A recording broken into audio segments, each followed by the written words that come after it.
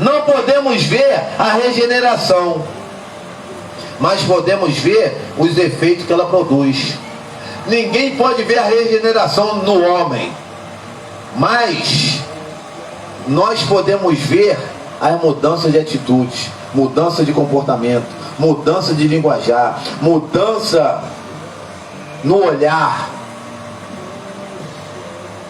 Ninguém pode ver a regeneração. Ninguém pode ver o que acontece dentro de você.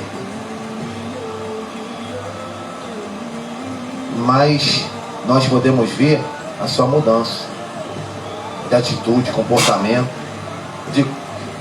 de comprometimento, de fidelidade, de amabilidade. Entendeu? Então, o efeito mais notável produzido pela regeneração é a conversão. O efeito mais notável produzido pela regeneração na nossa vida é a conversão. Como que você sabe que uma pessoa está convertida? Você só vai saber que a pessoa está convertida quando você vê aquilo que ela fazia, ela não faz mais. Aquilo que ela falava, ela não fala mais. Ao lugar que ela ia, ela não vai mais.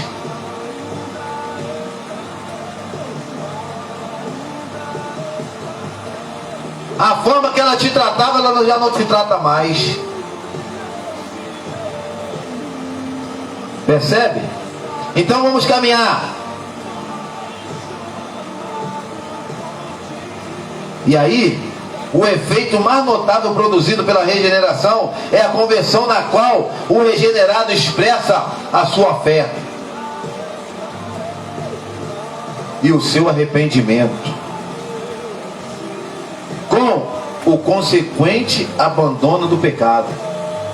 O regenerado, ele produz fé e arrependimento. Não tem como você ser regenerado se não for gerado em você fé e arrependimento. Em outras palavras, quando falamos em conversão, estamos falando da vida cristã do ponto de vista e da direção.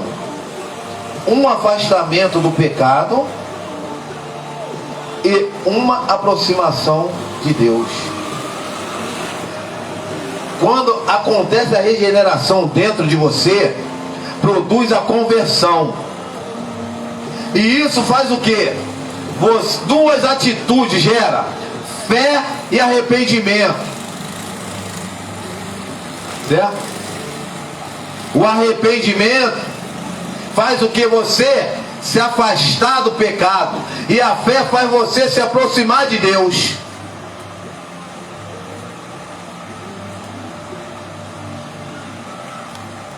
Então gera duas atitudes: se afastar do pecado, se aproximar de Deus.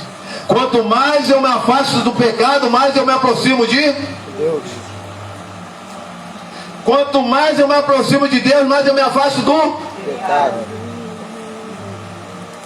Regeneração, conversão, arrependimento, fé, afastar do pecado, aproximar de Deus. A conversão pode ser definida como um ato consciente de uma pessoa regenerada. Viu? A conversão pode ser definida como um ato consciente de uma pessoa regenerada. Então, irmão, de repente você já deve estar lembrando das pessoas que você conhece, que se diz ser crente, se diz estar na igreja, mas você logo já associa. E essa pessoa não é regenerada. A regeneração ainda não aconteceu. Ainda não converteu totalmente. Ainda não converteu de verdade. Lá no livro de Reis fala sobre um rei chamado Josias. Diz que ele servia a Deus, mas não com o seu coração inteiro.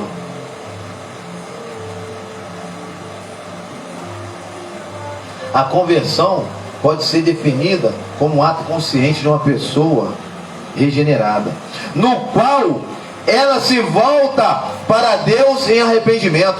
A pessoa que acontece a regeneração e aí produz a conversão nela, gera arrependimento, a pessoa se arrepende.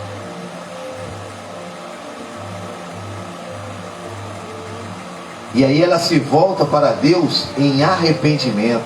Ela não se volta para Deus por pressão, porque o pastor fala, porque minha filha está indo para a igreja, porque meu filho está indo para a igreja, porque meu pai está indo para a igreja. Ah não, porque lá é legal. Não!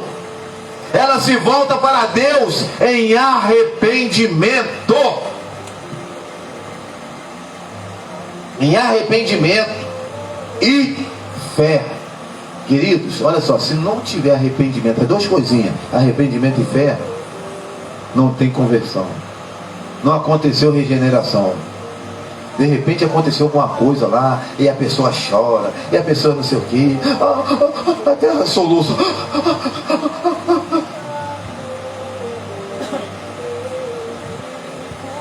Mas quando chega no outro dia, ela volta para a mesma vida lá, até ela ter chorado.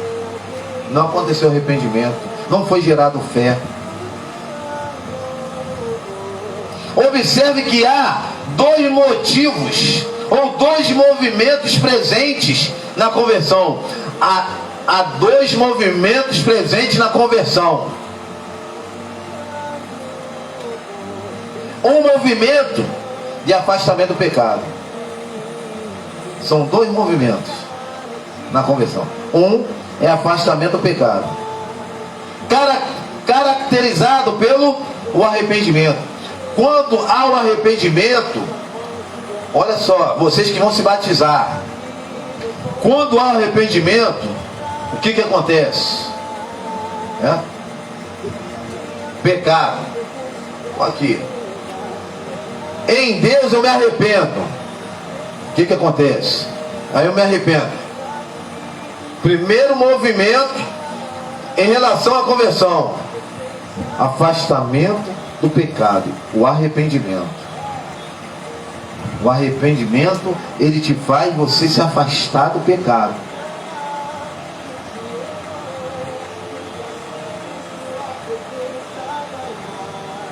O afastamento do pecado, ele é gerado, caracterizado através do arrependimento. E eu preciso também saber o que é pecado, tá, irmãos? Porque muitas das vezes a gente está cometendo pecado, a gente acha que não é. Porque tem gente que acha que pecado só é matar, roubar, adulterar, mentir. Tem gente que acha que pecado é só isso. Tem muita coisa que eu cometo pecado e não mato ninguém, não roubo ninguém, não adultero. Mas tem muita coisa que eu cometo pecado, muita atitude minha, e eu fico tranquilo, porque na minha mente não é pecado.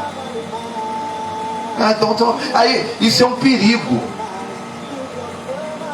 porque quem tem na cabeça que só matar, roubar e destruir é pecado, tem muita qual é a função do diabo, de Satanás? Qual é?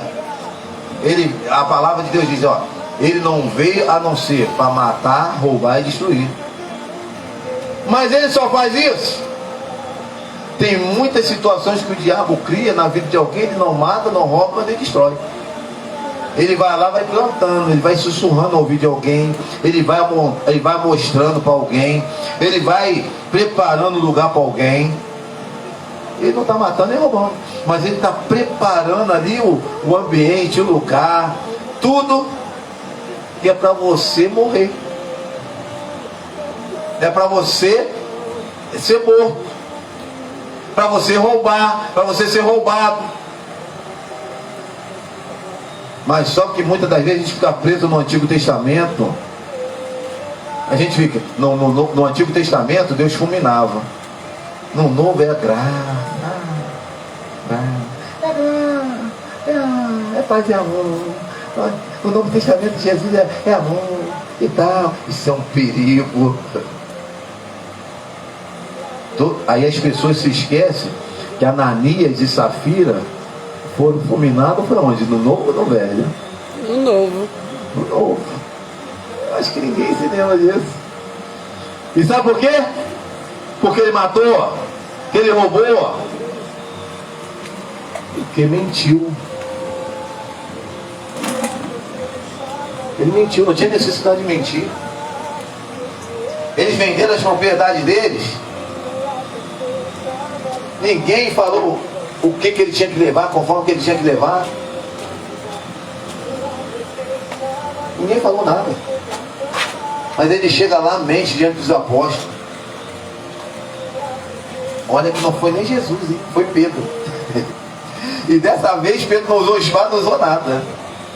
Ele só usou a palavra. Olha, então por causa dessa sua atitude, e o Senhor eu fui fundado. Aí vem a mulher atrás, faz a mesma coisa. Marido e mulher, cuidado, hein?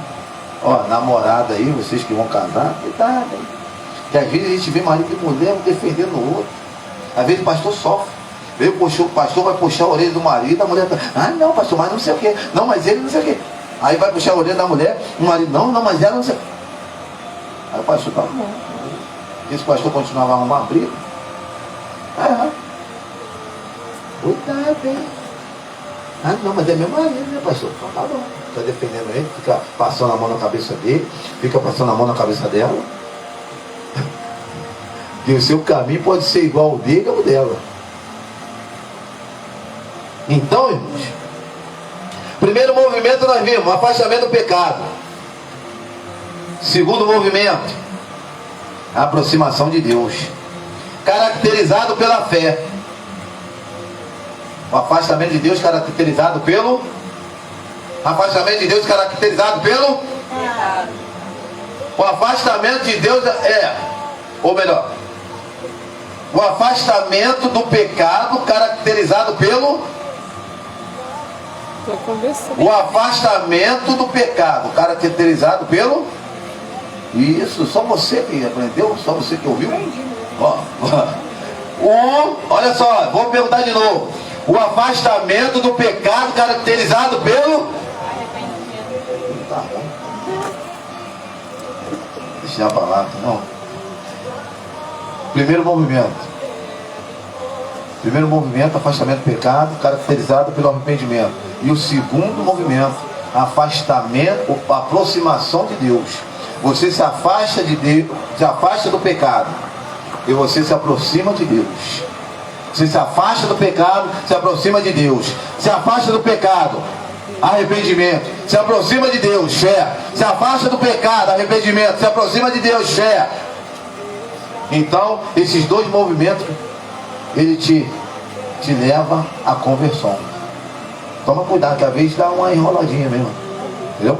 Então, afastamento do pecado, caracterizado pelo aproximação de Deus, caracterizado pela fé.